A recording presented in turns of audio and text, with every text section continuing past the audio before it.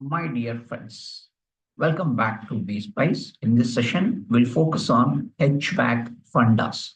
So HVAC in the sense heating, ventilation, air conditioning. Okay. So this is more of a funda, friends, because I'm going to give you a series of videos on HVAC, how HVAC works and the functionalities, the sensors, and also the HVAC DDC controls. All these I'm going to bring in. Okay. So this is more of a intro part. Okay, funda. So the application of heating, ventilation, and air conditioning controls starts with an understanding of a building and use of spaces to be conditioned and controlled. Hope you agree with us, right? So all control systems operate in accordance with few basic principles. But before we proceed with those aspects, such as sensors, the functionalities, different types of controls, let's focus on the fundamentals of HVAC, right? So why automatic controls? That is the point, right? Why automatic controls? Friends, the capacity of HVAC system is typically designed for extreme conditions, right? So most operation is part load of design as variables such as solar loads, occupancy, ambient temperature, equipment, lighting loads to keep on changing throughout the day, isn't it?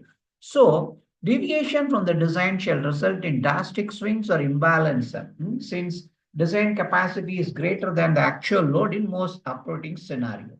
So without the control system, the system will become unstable and HVAC will overheat or overcool spaces. So that is why we need to have automatic controls. So that is the pointer. Okay. HVAC system. HVAC system are classified as either self-contained unit package or central system. You understand the meaning. Self-contained is a single package or a central system. So unit packages describe a single unit that converts a primary energy source, whether it's electricity or gas, and provides final heating and cooling to the space to be conditioned.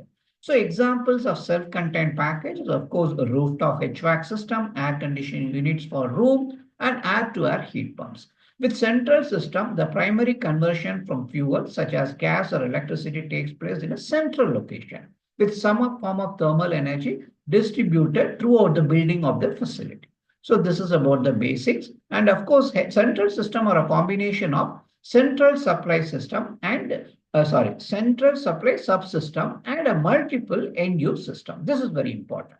Central system are nothing but it's a combination of central supply subsystem and multiple end use subsystem. I'll discuss this in the subsequent slides. Okay, we'll talk. Okay, so now we have to talk about the variation. What are the different types of system? A most frequently used combination is the central hot and chilled water distributed to multiple fan system. That's it. So the fan system use water to air heat exchanger coil to provide hot and or cold water, air for the controlled spaces, right? So end user subsystem can be a fans or terminal units. Okay, so maybe it's appropriate talk about here this end use subsystem. Okay, so I'll talk about this end use subsystem. See, basically, friends, end use subsystem is in HVAC is nothing but it refers to the components that directly deliver heating, cooling, and ventilation to specific zone or spaces within a building. Okay, so these subsystems typically are part of a larger central HVAC system. Okay, let's see what are all the components basically. As I highlighted here, see, you can see here fan system or terminal units. Okay, fan system meaning, so these can be a single zone or multi-zone system. They use fans to distribute conditioned into different parts of the building. Multiple zone system often include a VAV. VAV is nothing but variable air volume boxes to control airflow to each zone. I'm going to talk about the VAV in the subsequent bullet point. Okay. So now we should understand the fan system. So there can be a single zone or multiple zone system. Okay. So these fans use to distribute air into different parts of the building. Then the second is a terminal unit cell. These devices are located at the end of the ductwork. The end of the ductwork that condition the air before it enters the occupied space. That's it. Say example include, fan coil units, induction units, unit ventilators like that. Okay. So that is the point here. Okay. So then you may have a question like, so types of, okay, fan system, terminal units, and how they work actually. Okay. So let's talk about the fan system. In a central HVAC, the air is conditioned at a central location, right? Then distributed through ductwork. So the fan can help, fan system help move this conditioned air to various zone in multiple zone system. Okay, that's it, friends. That is how it works actually. Okay, and of course the terminal units, they further condition the air as it reaches the end of the ductwork. That is what. Okay. See, for example, a fan unit might reheat or cool the air to ensure the desired temperature is maintained in the space. Okay. So this is about the terminal units. Okay. I hope this is also clear. Okay. So if the end use subsystem or a fan system, they can be a single or multiple zone type. So that is the point which I covered. So the multiple end use system or a mixing boxes, VAV. That's what I told earlier, right? VAV is nothing but variable air volume boxes. Okay. So now it's appropriate to talk about this now. See, variable air volume boxes are crucial component in HVAC system. Okay. Okay. Particularly in commercial building. See how it works actually. So VAV box, variable air volume, is a device that regulates the airflow to a specific zone within a building. Unlike constant air volume, we call it as a CAV. Unlike constant air volume, which supply a constant airflow at variable temperature, VAV system vary the airflow while maintaining a constant or varying temperature. So that is the difference, friends. I hope that is enough, right? Okay. So this is the one variation actually.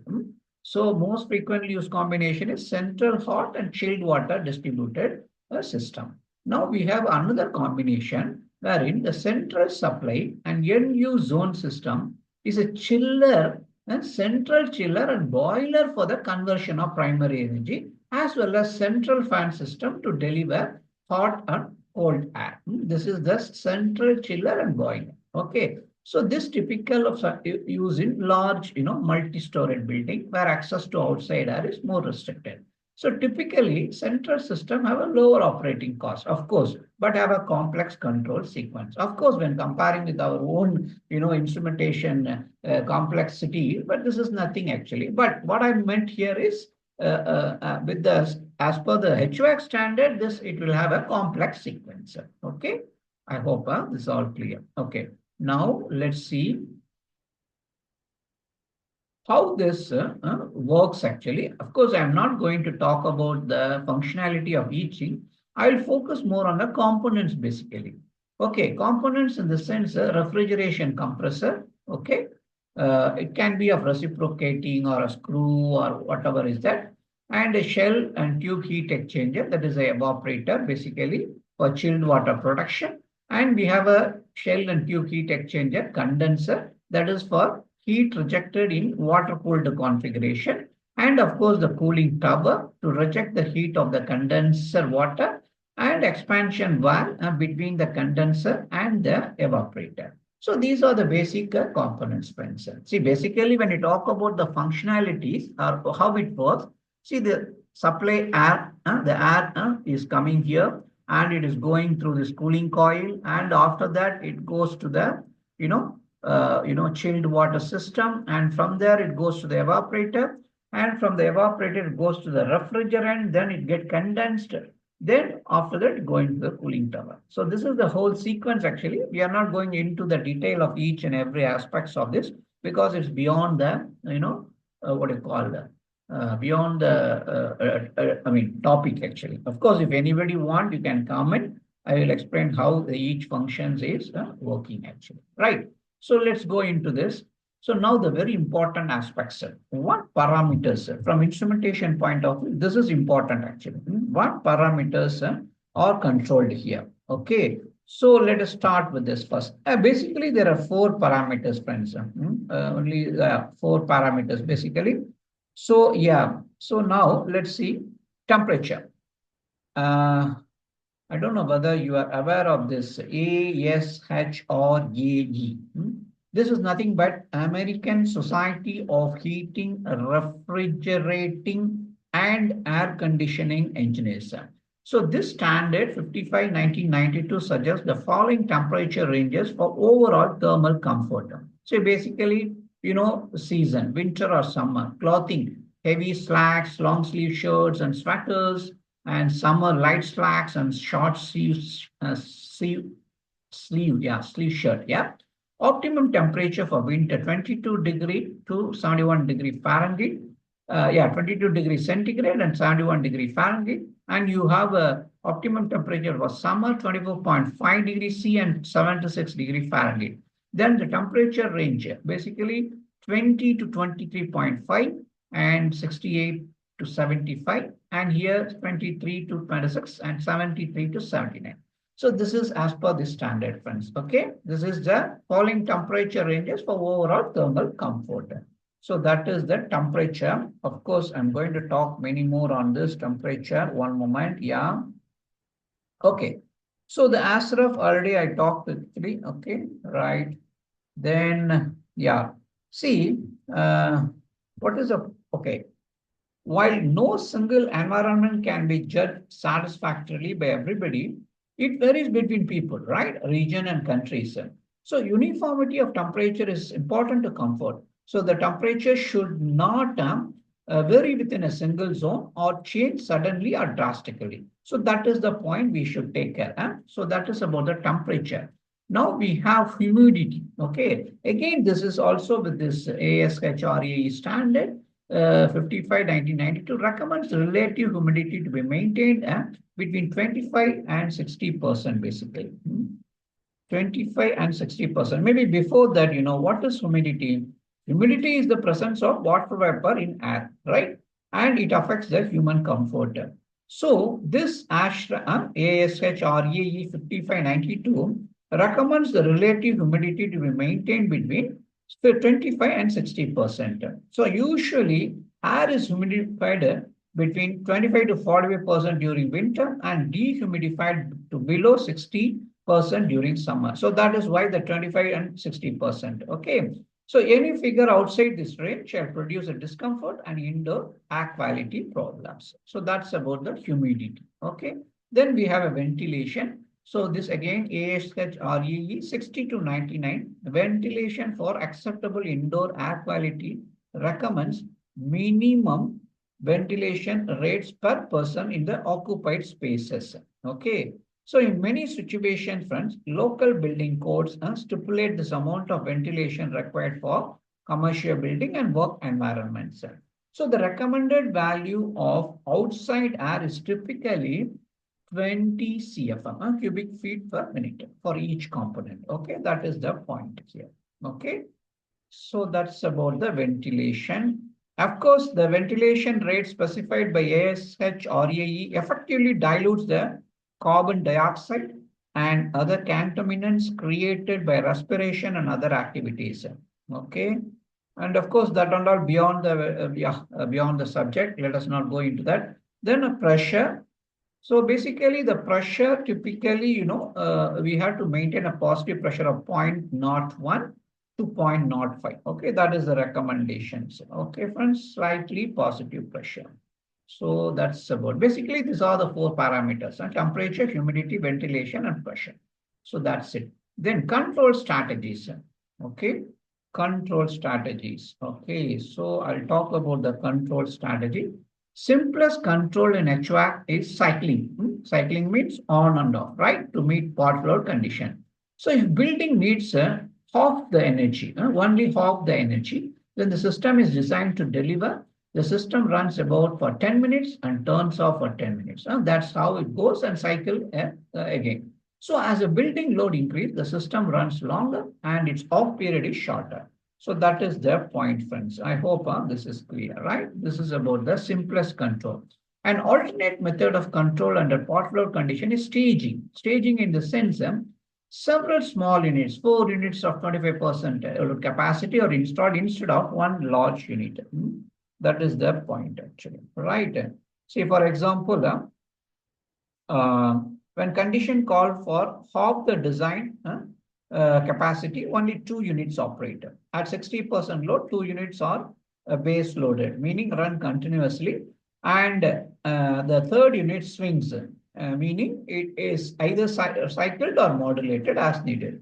To prevent excessive wear, sequencing is often used in periodically to change the unit being cycled.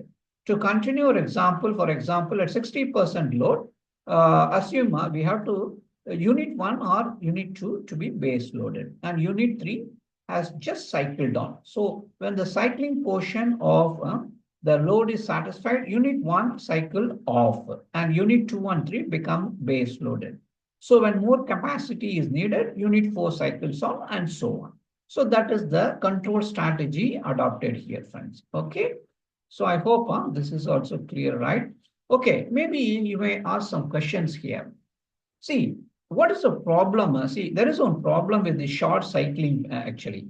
What is the problem is, in short cycling, which keeps the system operating at inefficient condition and wears the component quickly because very frequent, right? So a furnace or air conditioner takes several minutes before reaching steady state performance. Okay, so why not lengthen the time between the starts to avoid short cycling? So this is possible, but at the cost of some discomfort for short time. See, the longer time between cycle, the wider temperature swing in the space. So yeah, when we try to find a compromise that allows adequate comfort without excessive wear on the equipment is modulation, or we call it as a proportional control. Of course, I'm going to talk about this control. So under this concept, if a building is calling for a half the rated capacity of the chiller, okay, the chiller water is supplied at half the rate, or in case of a heating furnace, the fuel is fed to the furnace at half the design rate. So the energy delivery is proportional to the energy demand. So while the system is better than cycling, it also has its problem. For example, this equipment has a limited turn-down ratio. Okay, a furnace with a 5:1 turn-down ratio can only be operated about 20% of the rated capacity. So that is the problem. So if the building demand is lower, that the cycling would still have to be used. Okay, so these are some of the points, friends, I want to talk about as part of them control strategies. Okay, then we have where all this used actually.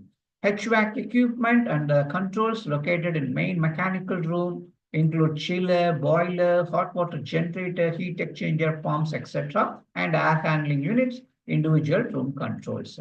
Then the last but not the least, benefits of HVAC. Of course, it maintains the thermal comfort condition, it maintains optimum indoor quality, it reduces energy use, it provides a safe plant operation, it reduces the manpower cost, it identifies maintenance issues, and efficient plant operation to match the load, and finally, the monitoring system performance. So that's all about this HVAC funda, friends. Thank you for watching. So stay tuned for many more updates on this HVAC system. Thank you. Take care. Bye-bye.